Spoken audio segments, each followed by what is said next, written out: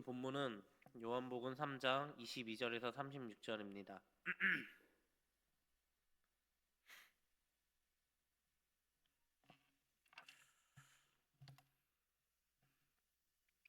요한복음 3장 22절에서 36절입니다. 다 찾으셨으면 저와 여러분이 한 절씩 교독하겠습니다. 그 후에 예수께서 제자들과 유대 땅으로 가서 거기 함께 유하시며 세례를 베푸시더라.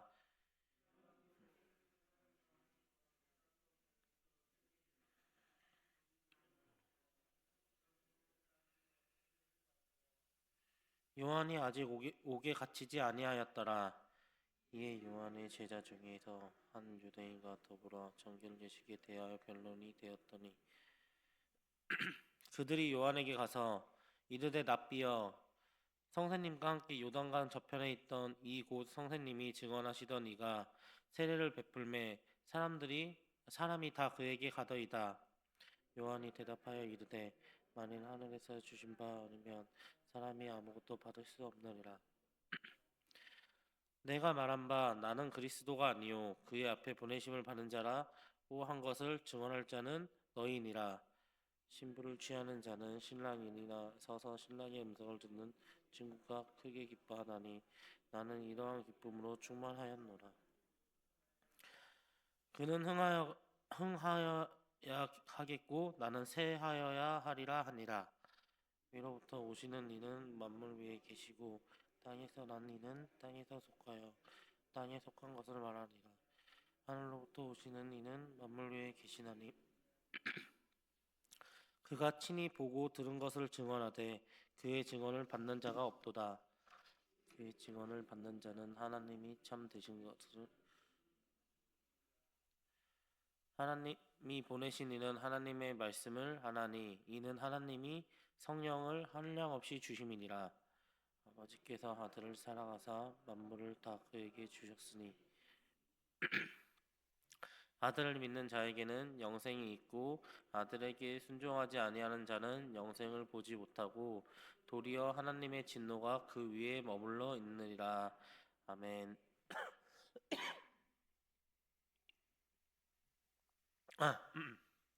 오늘 우리는 이 새벽의 정적 속에서 우리 마음을 가장 깊이 들여다보는 시간을 갖도록 하겠습니다. 인간의 본성 중에 가장 다루기 힘든 것이 무엇인지 아십니까? 바로 비교 의식입니다. 남의 성공이 나의 실패처럼 느껴지고 누군가 나보다 앞서 나갈 때 느끼는 그 묘한 상실감은 우리를 더욱 힘들게 합니다. 우리는 평생 비교라는 그림자와 싸우며 살아가고 있습니다. 남보다는 조금 더 나아야 되겠고, 내가 가진 것보다 남이 가진 것이 더 커 보일 때 우리 마음에는 시기라는 독버섯이 자라납니다. 우리 음악의 역사를 보면 가장 불행했던 사람을 한 명을 소개하려고 합니다. 음악 역사상 가장 불행했던 사람 중 한 명으로 꼽히는 음악가 살리에리라고 있습니다. 그는 당시 최고의 궁정 음악가였고 충분한 재능을 가진 자였지만 천재 모차르트 곁에서 지켜보며 평생을 괴로움 속에서 살았다고 합니다. 타인의 빛이 너무 강해서 자신의 빛이 보이지 않는다고 생각했기 때문에 이것을 심리학에서는 살리에리 증후군이라고 부릅니다. 오늘 본문에서는 이 살리에리 같은 마음을 품은 사람들이 대거 등장합니다. 바로 세례 요한의 제자들입니다. 그들은 자신들의 스승인 요한보다 예수님께로 더 많은 사람들이 몰려가는 것을 보고 서운함과 위기감을 느꼈습니다. 그렇게 그래서 요한에게 이렇게 질문합니다. 성세님 보십시오. 사람들이 다 그에게로 갑니다. 이 불편 섞인 보고 앞에 선 요한은 과연 어떤 대답을 하였을까요? 오늘 우리는 이 요한의 대답을 통해 진정한 사명자의 품격이 무엇인지를 다 같이 배워보고자 합니다. 제자들의 이런 불편 섞인 보고를 듣는 요한은 이렇게 첫 마디를 시작합니다. 하늘에서 주신 바 아니면 사람이 아무것도 받을 수 없느니라 였습니다. 이것이 우리의 영적 원리의 핵심입니다. 어떤 주인이 대리인에게 수십억의 가방이 든 가방을 맡기면 누군가에게 전달하라고 심부름을 시켰다고 가정해 보면 가방을 들고 가는 사람의 진짜 주인이 아닙니다. 모든 사람들은 이 돈가방이 든 가방을 우러러 보겠지만 심부름을 하는 대리인은 잘 알고 있습니다. 이 돈은 나의 것이 아닌 원주인이 있다는 것입니다. 만약 심부름을 하는 사람이 그 돈을 자기 것처럼 생각하며 집착한다면 그것은 범죄 행위로 이루어질 가능성이 높습니다. 이처럼 요한은 자신이 가졌던 인기와 권위가 내 것이 아니라 하나님이 잠시 맡기신 가방임을 분명히 알았습니다. 여러분, 우리는 우리 인생의 건강과 자녀, 물질, 직분도 마찬가지입니다. 모든 것이 하늘로부터 온 것임을 인정하여야 합니다. 우리는 비로소 다른 사람이 잘 되는 것을 보고도 진심으로 축하해 줄 수 있는 넉넉함을 가질 수 있는 이유는 이 모든 것이 하늘로부터 왔다는 것을 인정할 때입니다. 하나님이 저분에게는 저런 은혜를 주셨구나 하고 인정하는 순간 이런 비교의 감옥에서 우리는 나오게 될 것입니다. 이어 요한은 자신을 신랑의 친구, 즉 들러리라고 고백합니다. 유대인의 결혼식에서 신랑의 친구는 오직 신랑을 위해 모든 것을 준비합니다. 하지만 정작 잔치가 시작되면 주인공인 신랑의 목소리가 들리면 그들은 무대 뒤로 사라지며 가장 크게 기뻐한다고 합니다. 마치 오케스트라의 제1 바이올린 연주자와 같습니다. 그는 공연이 끝나고 관객들이 기립박수를 칠 때 모든 영광을 지휘자에게 돌립니다. 이때 연주자들이 왜 내가 아닌 지휘자에게 박수를 치냐라고 화를 낸다면 그 공연은 실패한 공연이 될 것입니다. 연주자의 이러한 진정한 기쁨은 지휘자의 의도대로 곡이 완벽하게 연주되어 청중들에게 감동을 준 그 자체에 있어야 합니다. 이렇듯 요한은 오늘 말하고 있습니다. 나의 이 기쁨은 충만하였노라. 여러분, 우리의 사명은 나를 드러내는 것이 아니라 나의 삶을 통해 예수 그리스도라는 주인공이 빛나게 하는 것입니다.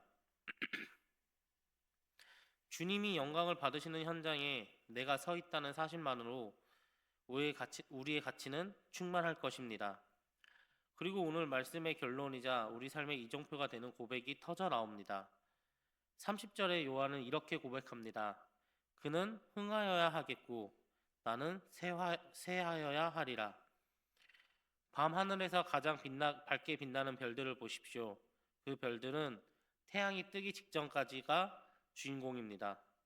하지만 저 멀리 태양이 떠오르기 시작한다면 그 별들은 서서히 그 빛을 잃고 어둠 속으로 사라집니다. 이 별들이 사라지는 것은 빛을 잃어서가 아니라 더 큰 빛인 태양이 왔기 때문입니다. 이 별들의 등장은 태양의 등장을 알리는 사명을 다하고 기쁘게 물러나는 것입니다. 요한은 자신이 사라져야 할 시간을 정확히 알았습니다. 참 빛이신 예수님이 오셨기에 자신은 기쁘게 무대 뒤로 물러갑니다. 새하여야 한다는 말은 무능해진다는 뜻이 결코 아닙니다. 예수님이 더 잘 보이시도록 나를 기꺼이 낮추는 거룩한 태장을 의미합니다. 내가 죽고 나의 의가 꺾일 때 비로소 내 안에 계신 그리스도의 생명이 찬란하게 흥하기 시작합니다. 31절부터 36절까지 이어지는 말씀은 예수님이 왜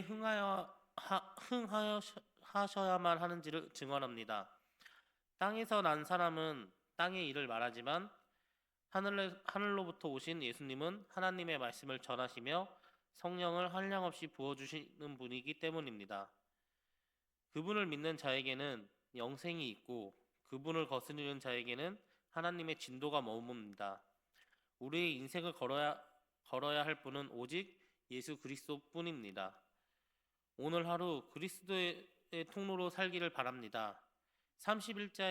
31절 이하의 말씀처럼 예수님은 위로부터 오신 분이며 우리에게 영생을 주시는 절대적인 분입니다. 그분이 우리의 인생을 진짜 주인 되십니다.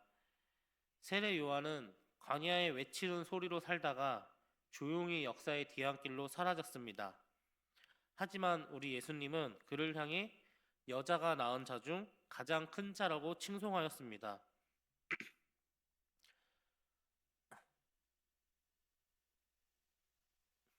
사랑하는 성도 여러분, 우리 교회의 슬로건처럼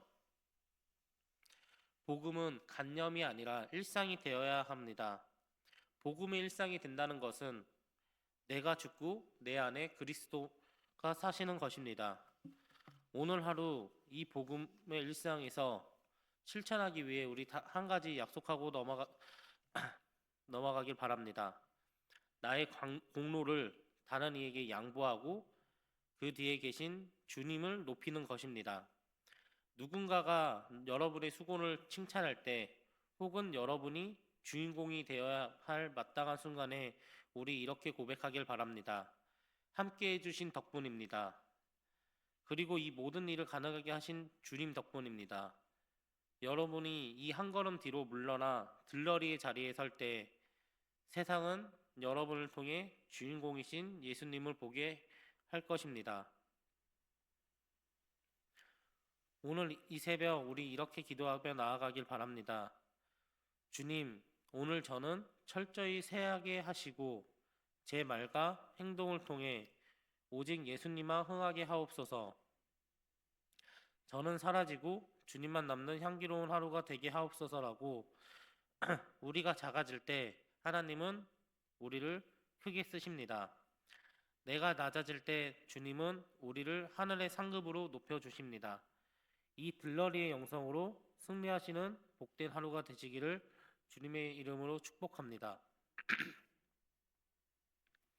기도하겠습니다. 사랑과 은혜가 풍성하신 하나님 아버지, 오늘 요한복음의 말씀을 통하여 우리의 인생의 참 주인이 누구인지를 다시금 깨닫게 하시니 감사합니다.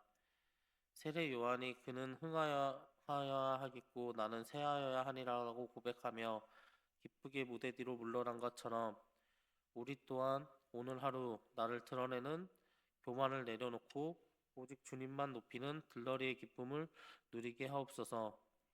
특별히 이 시간 보이지 않는 곳에서 주님의 이름을 흥하게 하기 위해 자신을 기꺼이 쇠하게 하는 귀한 사명자들을 위해 기도합니다. 선교지에서 헌신하시는 선교사님들을 기억하옵소서.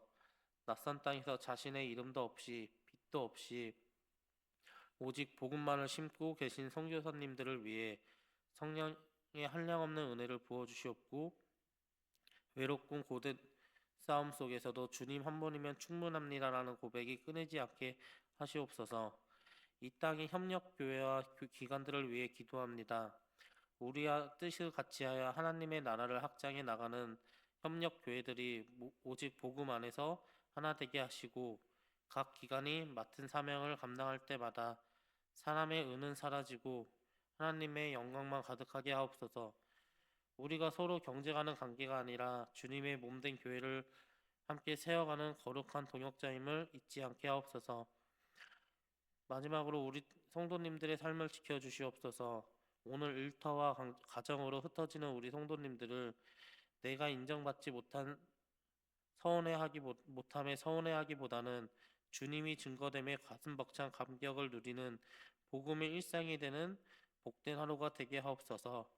예수님 이름으로 기도드립니다. 아멘.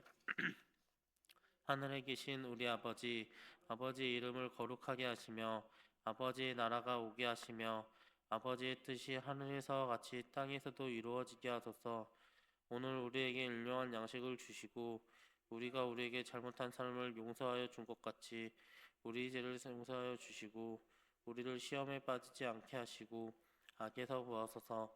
나라와 권능과 영광이 영원히 아버지의 것입니다. 아멘.